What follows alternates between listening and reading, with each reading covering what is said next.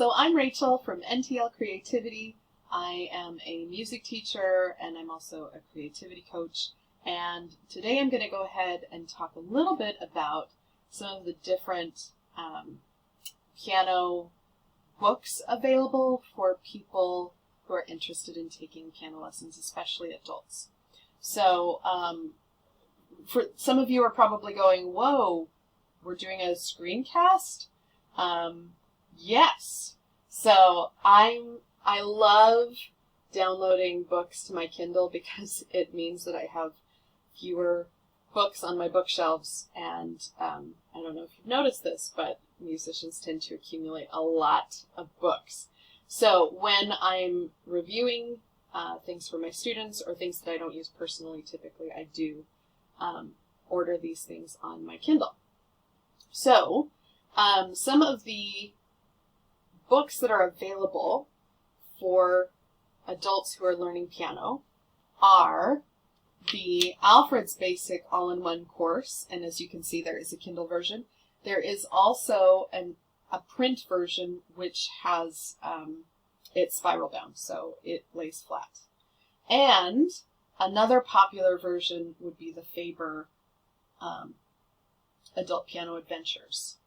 Very similarly put together in that they will give you lesson, theory, technique, all in one book.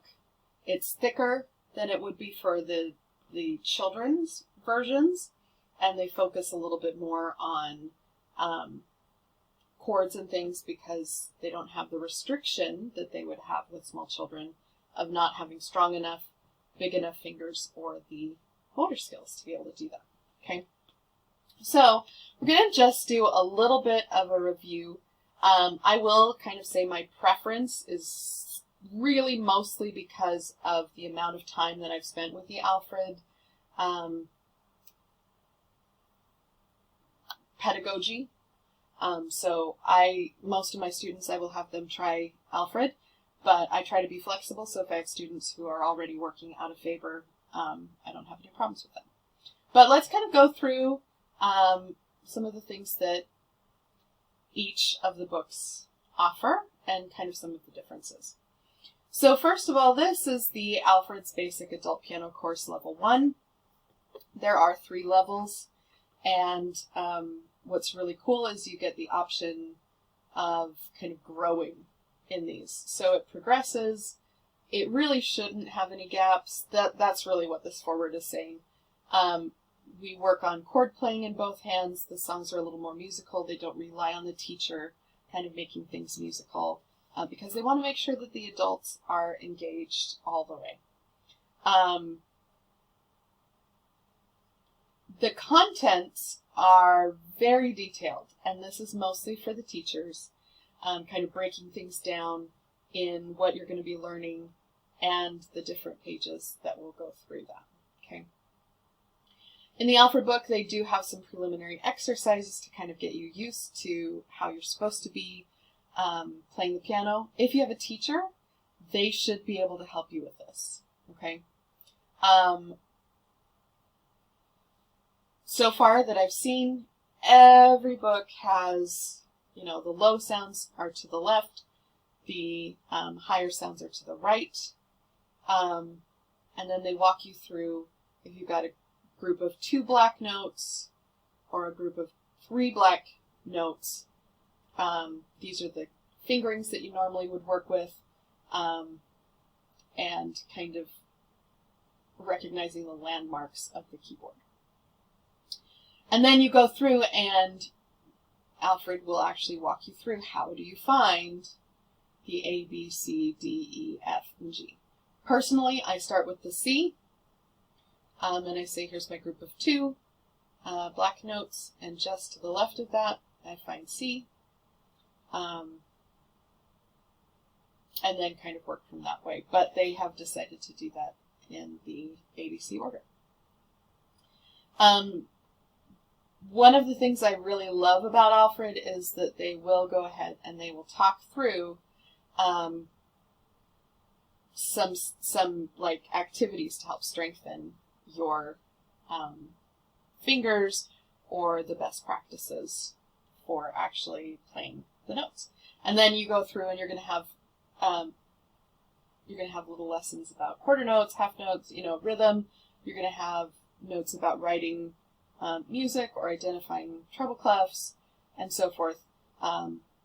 There is a workbook component to this. And so that's one of the reasons why typically when I have adult students say, hey, I'd like to use this book that I've had for ages, I do want them to know there is a workbook piece and it is beneficial. So do your best to try and make sure that you're not limiting yourself by using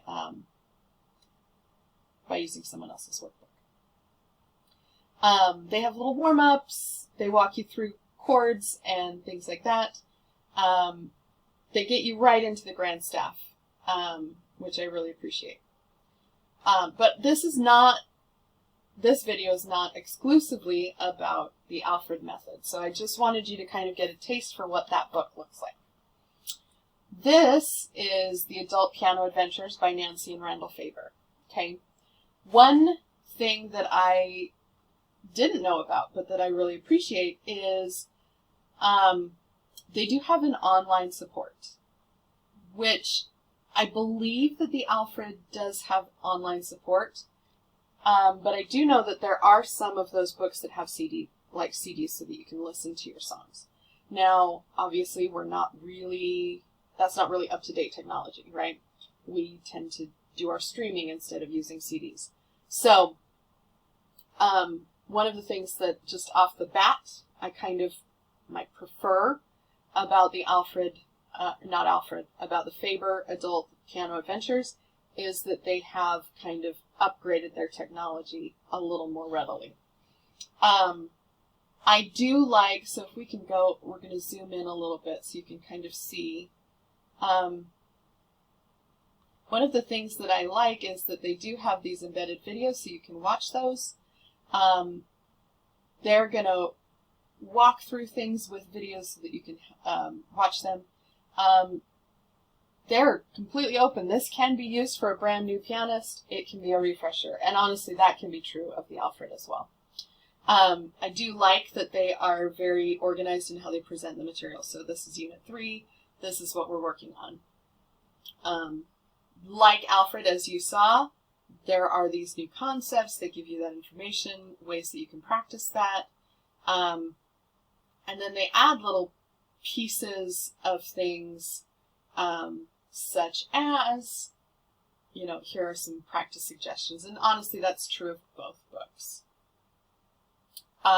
One thing that I do like about both the Alfred and the Faber is that there are opportunities to expand your repertoire. I would say that Faber is probably more up to date because they're really aggressively putting out content that's related to what's happening now in the music industry. Alfred, if you like jazz standards or classics from 1930s to 1960s musicals, I think Alfred is perfectly fine. But again, kind of knowing what is coming from each of those perspectives can be helpful. In both cases, I would say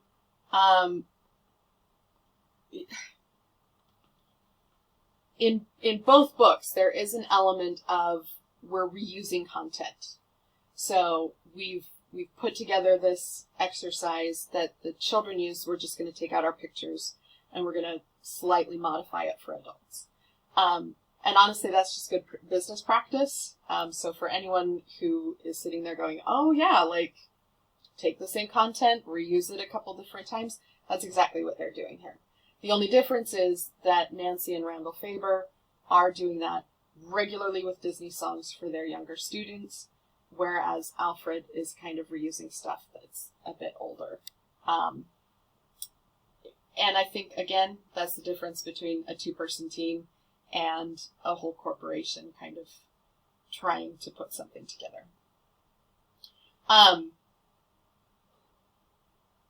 As you can see, oh, sorry. I didn't even realize that my mouse is working through all of this. As you can see, it's going to go through, it's going to kind of give you a lot of information about what is coming in each of these units. And one of the reasons they do that is A, for the teachers who are helping you, and B, for the people who are using this as a refresher course as opposed to a brand new start, right? So if you were sitting there going, no, I know how to read music, or I really just need help with the bass clef, you can go through and you can do this. Personally, I think this is a little bit more appealing. It's a little overwhelming when you look at the Alfred version. But again, generally speaking, they're pretty comparable. One thing I do like about this is that they actually walk you through what the pedals are, what they do, what we call these things, which is not actually in the Alfred book. And they actually do kind of talk a little bit about how the piano is designed and ways that you can use the design to help you be the very best performer you can be. Okay. So yes, I think this would be helpful for anyone who really wants to kind of understand the instrument a little bit more. Once again, we've got what's your posture at the piano, we've got finger numbers, we've got some warm-ups, kind of how you should be using your hand position. Here at the bottom, you're going to see that there's a video that will walk you through that. So it is very helpful to be able to have some of these tools at your disposal when you're learning the piano. Again, they're going to go through high and low, soft and loud. And then they have this opportunity where you kind of practice using the 2 black key group, the damper pedal, the left hand 2 black note group using the damper pedal. And again, this is just an exploration as opposed to expecting you to have a piece. Now, looking back here a little bit, they do something interesting here, which Alfred does not do, and I actually kind of prefer it with the way that Alfred does it. Alfred will introduce you to the notes. Faber is going to take the notes out and just talk about fingering. For some people, that's really going to work. For other people, this is going to be very abstract, and it's going to feel very overwhelming. But there are pros and cons to each of those things. But eventually, then they will do what they do for their young students, and they are going to remove the staff entirely and just have you practice the note rhythms without necessarily worrying about where the notes are on the staff. And then over time, you will grow into reading music on the staff. Okay, so Unit 2 moves into that. As you can see, there's a lot of overlap, okay? The really biggest difference between these 2 books is who wrote and or organized the book, as well as who wrote or arranged the pieces that you'll be playing. So there are some pros and cons to both of the pieces, or both of the books. Ultimately, I would say they're probably neck and neck in effectiveness, and so you really can't go wrong choosing either one of these, but go ahead and kind of explore, talk to your teacher, and see what works best for you. All right. Hopefully this was helpful to teachers or to students who are looking forward to learning music as an adult or kind of reviewing what they already know. Happy learning.